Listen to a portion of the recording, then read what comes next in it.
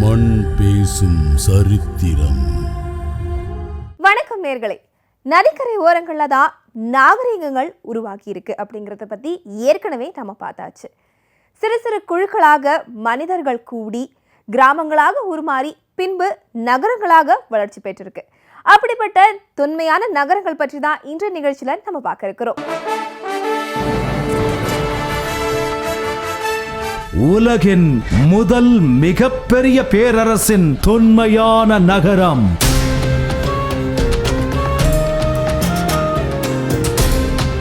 பூகம்பத்தால் சேதமடைந்த பண்டைய நகரம்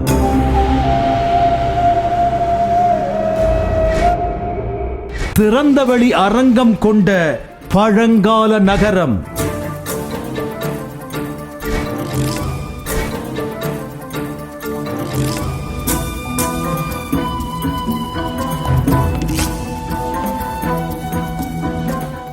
வரலாறு பேசும் நகரங்களின் கதை. தொன்மையான நாகரிகத்துக்கு அளவீடா அங்கு இருக்கக்கூடிய மக்கள் கணிதம், வேளாண்மை, கட்டிடக்கலை போன்ற பல துறைகள்லையும் சிறந்து விளங்கியவர்களா இருந்திருக்கணும்.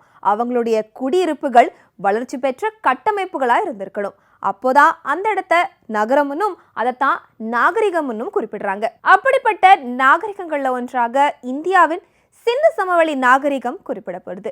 அதே போல இந்தியாவின் தொன்மையான நகரங்களாக காசி, காஞ்சிபுரம், துவாரகா போன்ற நகரங்கள் குறிப்பிடப்படுது. இப்போ நம்ம உலக அளவில் இருக்கக்கூடிய சில முக்கியமான தொன்மையான நகரங்கள் பற்றி தான் நம்ம நிகழ்ச்சியில அடுத்தடுத்து பார்க்க இருக்கிறோம்.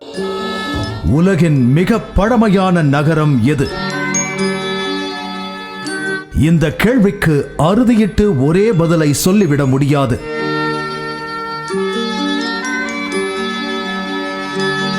ஏனென்றால் வலுவான போட்டியாக பல இடங்களை ஆய்வாளர்கள் குறிப்பிடுகிறார்கள். சில இடங்கள் வெவ்வேறு காலகட்டங்களை கொண்டிருப்பதாக முரண்பட்ட கருத்து மோதல்களும் நிலவுகின்றன.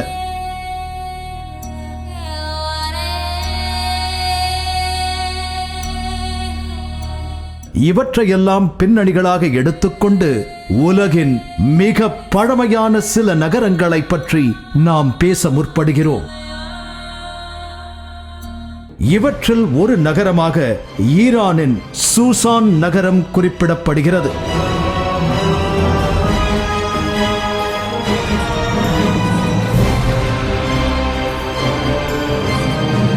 இங்கே ஈரான் பண்டைய காலத்தில் பெர்ஷியா என்று அறியப்பட்டதும் குறிப்பிடத்தக்கது. கிமு 7000 ஆண்டு கால பகுதி வரை பின்னோக்கி செல்லும் வரலாற்று களங்களையும் நகர குடியேற்றங்களையும் தன்னகத்தே கொண்டு உலகின் மிக பழைய தொடர்ச்சியான நாகரிகத்தின் இருப்பிடங்களுள் ஒன்றாக ஈரான் விளங்குகின்றது.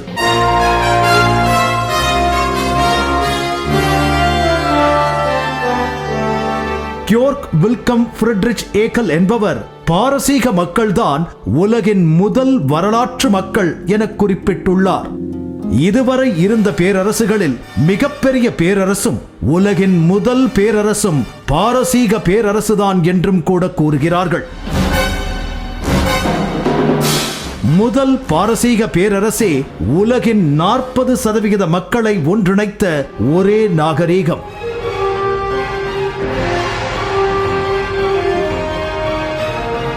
கிமு 480 112.4 மில்லியனாக இருந்த உலக மக்கள் தொகையில் 49.4 மில்லியன் மக்கள் பாரசீக பேரரசுக்குள் அடங்கி இருந்ததாக ஒரு குறிப்பு கிடைக்கிறது.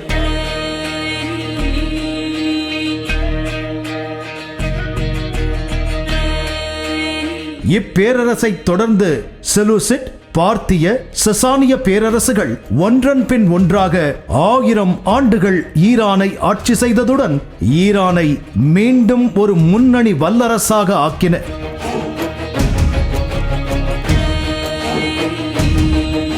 ஈரானின் முக்கிய போட்டியாளர்களாக ரோம பேரரசும் பின்னர் பைசண்டிய பேரரசும் இருந்தன. இந்த பாரசீக நாட்டின் தொன்மையான ஒரு நகரம்தான் சூசா. இது சூசான், சுஷ் என்றெல்லாம் குறிப்பிடப்படுகிறது.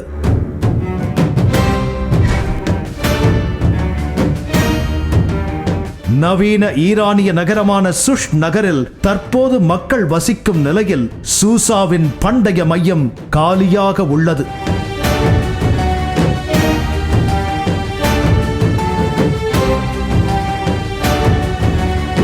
ஈரானின் குஜஸ்தான் மாகாணத்தில் உள்ள சுஷ் கவுண்டியின் நிர்வாக தலைநகரம் சுஷ் என்பதும் இது 2005 64,960 மக்கள் தொகையை கொண்டிருந்தது என்பதும் குறிப்பிடத்தக்கது.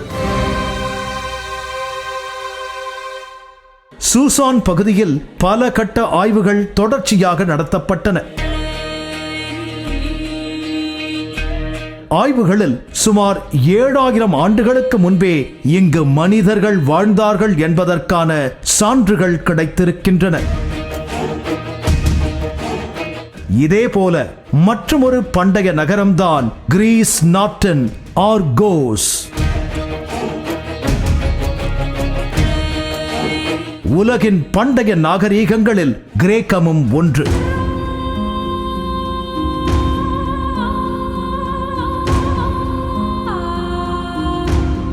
மேற்கத்திய நாகரீகத்தின் அடிப்படையாக அமைந்தது கிரேக்கம்தான் என்று வரலாற்று அறிஞர்கள் கருதுகிறார்கள்.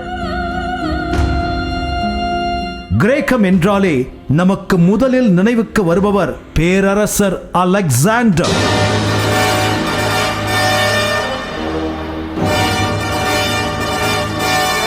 உலக வரலாற்றில் பெரும் வெற்றிகளை பெற்ற இராணுவ தலைவர்களில் ஒருவராக இவர் போற்றப்படுகிறார். ஆட்சிக்கு வருவதற்கு முன்பே இளம் அலெக்சாண்டர் சிறந்த போர் அனுபவமும் கல்வி அறிவும் பெற்றிருந்தார். கிரேக்க பேரறிஞராகிய அரிஸ்டாட்டில் அலெக்சாண்டருக்கு கல்வி கற்பித்தார்.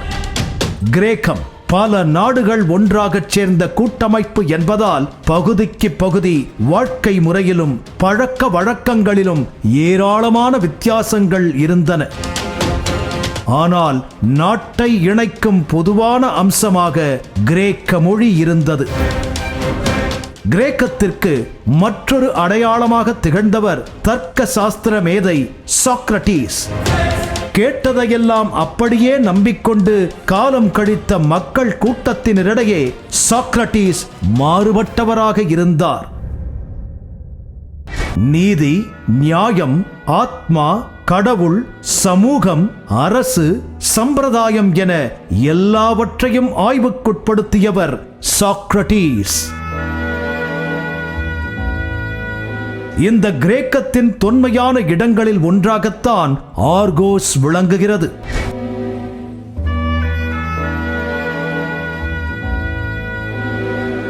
கிமு 5000 முதல் ஆர்கோஸ் நகரில் மக்கள் தொடர்ந்து வசித்து வருவதாக கருதப்படுகிறது.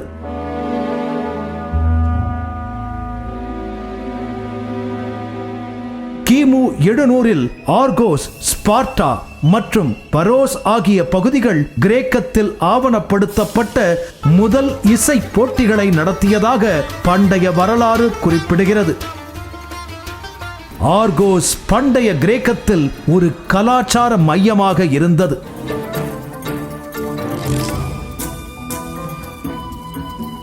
நவீனகால அகழ்வாராய்ச்சிகளில் பண்டைய கோவில்கள், திரையரங்குகள் மற்றும் மட்பாண்டங்கள் போன்றவை இங்கே கண்டுபிடிக்கப்பட்டிருக்கின்றன.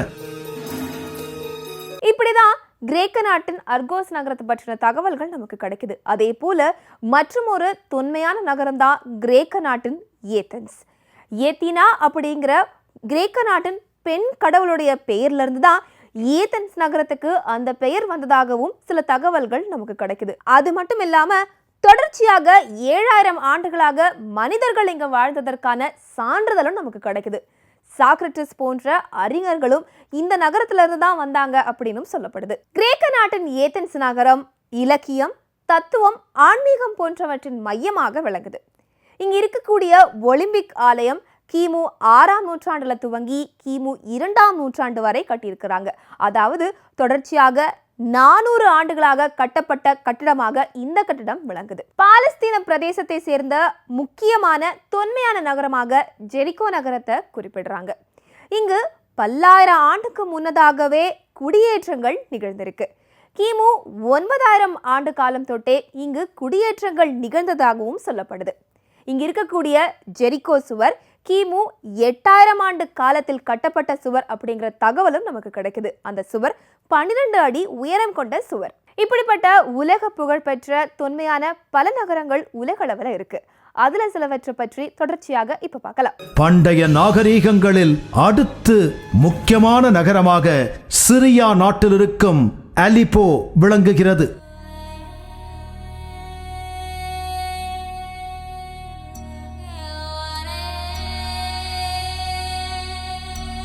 பண்டைய அலப்போ நகரம் பெரிய வணிக வீதிகளும் வணிக வளாகங்களும் தேவாலயங்களும் மசூதிகளும் மதரசாக்களுடன் கூடியதாக இருந்தன.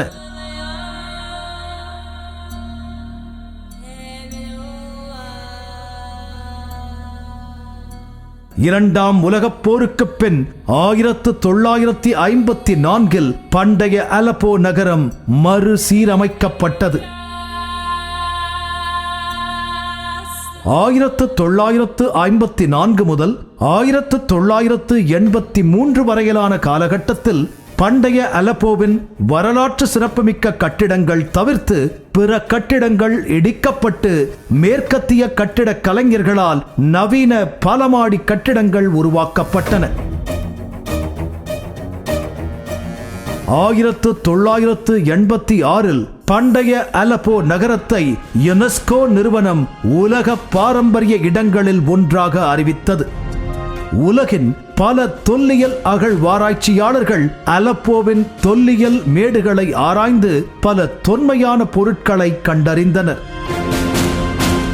குயிக் ஆற்றின் இடது கரையில் 160 ஹெக்டேர் பரப்பில் அமைந்த பண்டைய அலப்போ நகரத்தை சுற்றி 5 கிலோமீட்டர் நீளம் கொண்ட சுவர்களை கொண்ட அரண்மனை காணப்படுகிறது. பண்டைய அலப்போ நகரம் 8 சதுர கிலோமீட்டர் வட்ட வடிவில் 8 குன்றுகளால் சூழப்பட்டிருந்தது. இந்த குன்றுகளில் மையமாக அமைந்த ஒரு குன்றில் கிமு 2000 ஆண்டில் நிறுவப்பட்ட ஆக்ரோபோலிஸ் வடிவத்தில் கோயில் இருக்கிறது. இப்பழைய நகரத்தின் 5 கிலோமீட்டர் நீளம் கொண்ட சுற்றுச்சுவர்களை எகிப்திய மம்லுக் சுல்தான்கள் மறுசீரமைத்ததாக கூறப்படுகிறது. இந்நகரம் 9 அகலமான நுழைவாயில்கள் அகழியுடன் அமைக்கப்பட்டிருந்தது. தற்போது 5 நுழைவாயில்கள் மட்டும் பாதுகாக்கப்பட்டு வருகின்றன.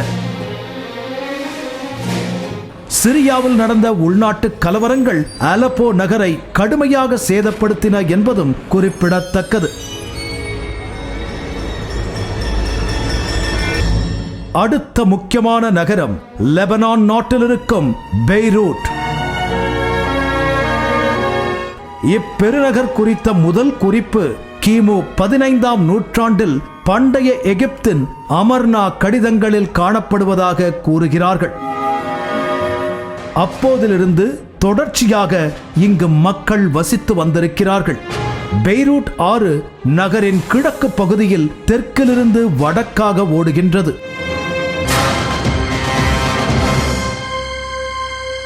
1990களில் நடந்த அகழ்வாராய்ச்சிகளில் 5000 ஆண்டுகால நாகரிகத்தின் சான்றுகள் கிடைத்தன.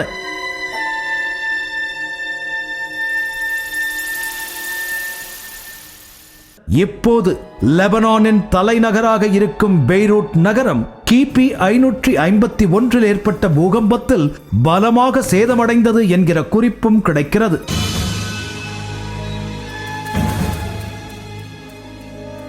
பண்டைய காலத்தில் பெய்ரூட் ரோமானிய பேரரசின் மிக முக்கியமான சட்ட பள்ளியாக விளங்கியிருக்கிறது. இப்படி லெபனான் நாட்டின் பெய்ரூட் நகரத்தை பத்தின தகவல்கள் நமக்கு கிடைக்குது. மேலும் ஒரு தொன்மையான நகரம் லெபனான் நாட்டில் இருக்கு. அதுதான் சீடன். சீடன் அப்படிங்கிற வார்த்தைக்கு அர்த்தம் கிரேக்க மொழியில மீன் பிடிப்பு அப்படின்னு சொல்றாங்க. இந்த நகரம் பெய்ரூட் நகரத்திலிருந்து 25 மைல் தொலைவில் இருக்கு. இந்த நகரம் ஒரு துறைமுக நகரம். இங்க கிமு 4000 ஆண்டுக்கு முன்னதாகவே மனிதர்கள் வாழ்ந்ததுக்கான சான்றுகள் கிடைக்குது. இங்க மீன்பிடி தொழிலும் ஊதா சாயத்தை தயாரிக்கும் தொழிலும் பிரசித்தி பெற்ற தொழிலா விளங்குது. இதே போல மேலும் ஒரு தொன்மையான பிரசித்தி பெற்ற துறைமுக நகரமும் லெபனான் நாட்டுல இருக்கு. அந்த நகரத்தின் பெயர்தான் பைப்லூஸ். இது 5000 ஆண்டுகள் முற்பட்ட தொன்மையான நகரமாக விளங்குது. இங்க பார்ப்ரஸ் அப்படிங்கிற ஒரு வணிக பொருள் மிக முக்கிய பங்கு வகிக்குது. இந்த பொருளை வச்சுதான் அந்த நகரத்தின் பெயர் கிரேக்கர்களால சுடப்பட்டிருக்கு. இப்போ உலகத்தில் இருக்கக்கூடிய மேலும் சில தொன்மையான நகரங்களை பற்றி தொடர்ந்து பார்க்கலாம்.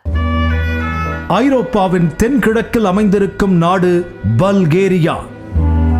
இங்கிருக்கும் பிளவுடிவ் என்கிற நகரம் மிக தொன்மை வாய்ந்ததாக அறியப்படுகிறது. பிளவுடிவ் நகரில் மனித குடியிருப்புகளின் எச்சங்கள் கிமு 7000க்கும் முந்தையவைகளாக குறிப்பிடப்படுகின்றன.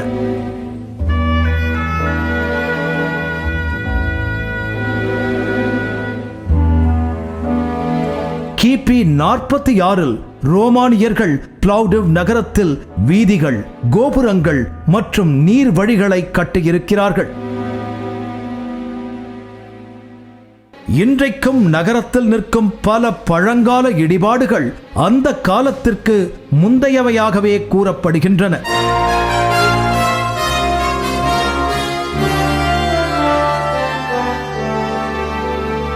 உலகின் பழமையான நாகரிகங்களில் ஒன்றான பிளவுடிவின் கட்டிடக்கலை மற்றும் கலாச்சாரம் ரோமானிய, பாரசீக மற்றும் ஓட்டமான் தாக்கங்களால் குறிக்கப்பட்டுள்ளது.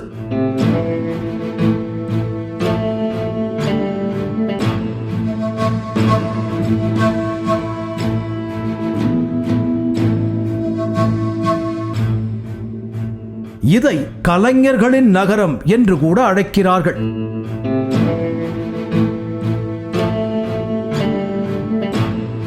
மலைப்பாங்கான ஓல்ட் டவுன் என்கிற பழமையான நகரத்தின் சரிவுகளில் சிறிது தூரம் நடந்து சென்றால் பிலிப்பை போலீஸின் பண்டைய அரங்கம் இருக்கிறது.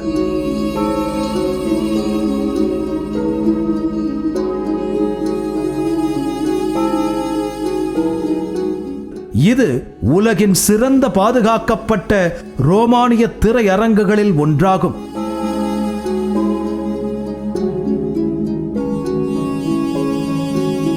இந்த திறந்தவெளி அரங்கம் கிபி 2ஆம் நூற்றாண்டைச் சேர்ந்ததாக சொல்லப்படுகிறது.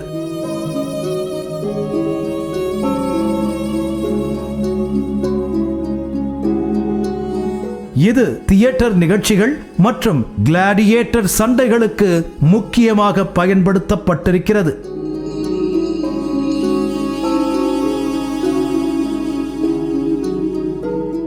ஃபேயும் ஈஜிப்ட். வரலாற்றில் எகிப்து நாடு முக்கியமானது.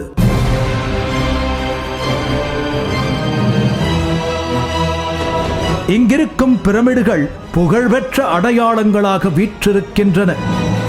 இங்கு ஓடும் நைல் நதியும் உலக புகழ் பெற்றது.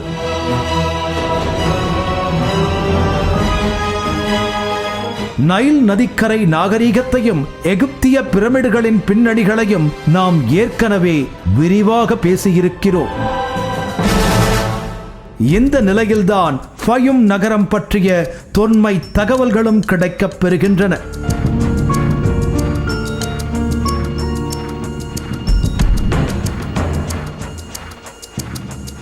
பண்டைய காலங்களில் ஃபயம் பகுதி எகிப்தில் ஒரு பெரிய சோலையாக இருந்தது. நைல் நதியின் ஒரு கிளைக்கு அருகாமையில் இருந்த இந்த பகுதியில் கிமு 7200க்கு முன்னரே மனிதர்கள் வாழ்ந்தார்கள் என்று சொல்லப்படுகிறது. அப்போது முதல் விவசாய சமூகம் கிமு 5200இல் தழைத்திருக்கிறது. அதன் பிறகு பல கிராமங்களுக்கும் நகரங்களுக்கும் இடமாக மாறியது. மம்மிக்களுக்கும் புகழ்பெற்ற இடமாக இந்த நகரம் திகழ்கிறது. இப்படி எகிப்து நாட்டின் ஃபயம் நகரத்தை பற்றிய தகவல்கள் நமக்கு கிடைக்குது. பண்டைய எகிப்து நாகரிகத்தின் வெற்றியே நைல் நதியின் நீரை பயன்படுத்திய வேளாண்மையின் வளர்ச்சி தான். அந்த காலகட்டத்திலேயே கூட்டு வேளாண்மை திட்டம், கூட்டு கட்டுமான திட்டம் போன்றவை இருந்திருக்கு. பண்டைய எகிப்தியர்கள் மருத்துவத்துறையிலையும் சிறந்து விளங்கி இருக்கிறாங்க. அவங்க அந்த காலகட்டத்திலே அறுவை சிகிச்சை மேற்கொண்டிருக்கிறாங்க. உடைந்த எலும்புகளை சரி செய்யும் நுட்பமும் அவங்களுக்கு தெரிஞ்சிருக்கு. பால், தேன் போன்றவற்றை மருத்துவத்திற்காக அவங்க பயன்படுத்தி இருக்கிறாங்க. இப்படி பல தொன்மையான நகரங்கள் பற்றியும் அவற்றின் நாகரிகங்கள் பற்றியும் நமக்கு தகவல்கள் கிடைக்குது. மீண்டும் மற்றொரு நிகழ்ச்சியில் சந்திக்கலாம். நன்றி, வணக்கம்.